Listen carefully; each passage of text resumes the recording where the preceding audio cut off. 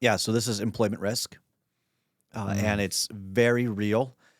I know it's not politically correct to say what I'm about to say, Okay. but I'm going to say it anyway. Yep. You're No not one afraid. owns this show, so we can, I guess, say what we want as long as it's legal. Yes. Yes. Okay, ageism is a very real thing. Whether companies will admit it or not, it is my opinion that there are many people that are being was relocated or furloughed or asked to resign, whatever you want to call it.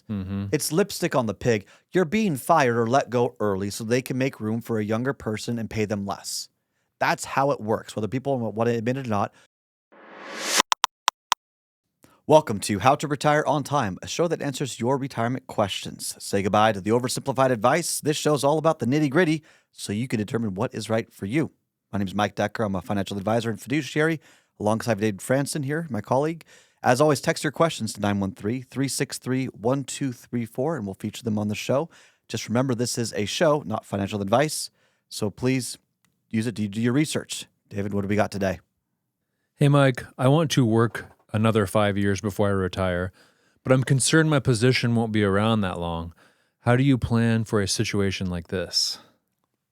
Yeah, so this is employment risk, and it's very real. I know it's not politically correct to say what I'm about to say, Okay. but I'm going to say it anyway. Yep. You're No not one afraid. owns this show, so we can, I guess, say what we want as long as it's legal. Yes. Yes. Okay, ageism is a very real thing. Whether companies will admit it or not, it is my opinion that there are many people that are being was relocated or furloughed or asked to resign, whatever you want to call it. It's lipstick on the pig. You're being fired or let go early so they can make room for a younger person and pay them less. That's how it works, whether people want to admit it or not. That you see that. It's a very real thing. Okay. Yeah. So now that we've said it, hopefully that doesn't happen to you. Hopefully you work as long as you want, but departments are dissolved. Things shift. Whole companies or sections or buildings or teams are moved overseas. These are things that happen. And so for these situations, I have found it is better to know what it looks like if you were to retire today, knowing that you don't have to retire today. So you run the what if scenario, run the first plan, and you always put the plan together first, and then you explore the strategies, and then you explore the portfolio. Okay. Okay. So you run the plan first. If you were to retire today, what would the numbers look like? What would the income plan look like? What does that all look like? So that's the first part. If you were to retire today, what would it look like? Then you say, if I were to retire in 5 years, what would it look like? Now you've got two plans. What are the strategies that you may or may not want to implement? And why the strategies? You need to understand the liquidity needs of these strategies, including income. If you were to be furloughed or whatever next week, what would that look like? You need to understand, are you creating a tax problem by saving into the pre-tax account when you should be saving in the after-tax account in your 401k, or vice versa? Are you going to be having an issue with Medicare, with IRMA? Are you not? You start answering all these questions, and that helps guide the last 5 years of your retirement. So you're saving in the right places, you're living your best life during those years, but you at least understand where you are. I have found a lot of anxiety, financial anxiety, comes from ambiguity. They just don't really know how all the numbers are working out. And so they struggle with that. And so what happens? They just make assumptions, they close their eyes and just kind of keep going. Have the plan ready to go so that you know if X happens, you do this. If Y happens, you do that. Yeah. You just start there.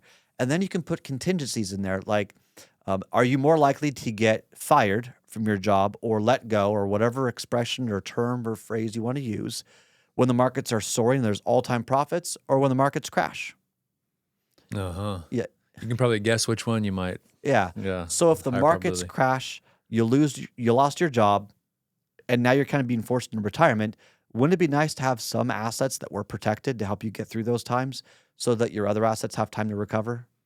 Wouldn't it be nice that you knew where your income would come from just in case? Yeah. Wouldn't it be nice to diversify by objectives and strategies as opposed to investment ambiguity, buying a little bit of all these different sectors in the market?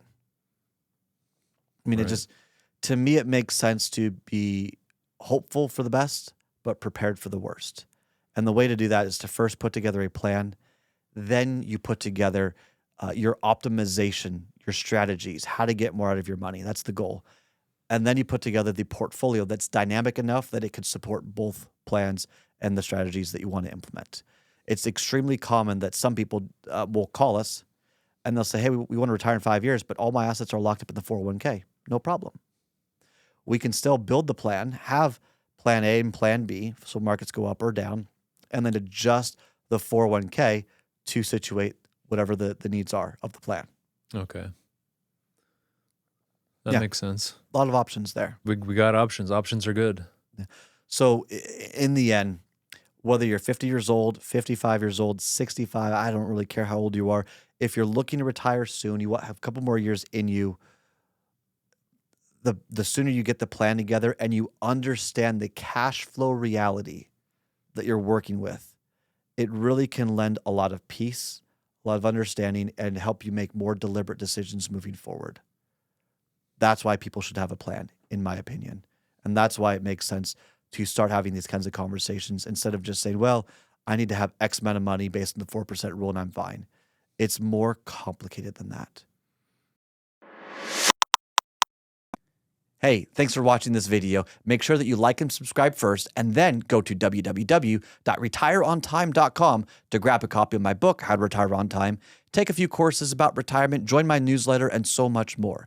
Now, if you want to work with one of our advisors here at Kedrick Wealth, who can help you put together a retirement plan that's designed to last longer than you, just click the button, Get Started.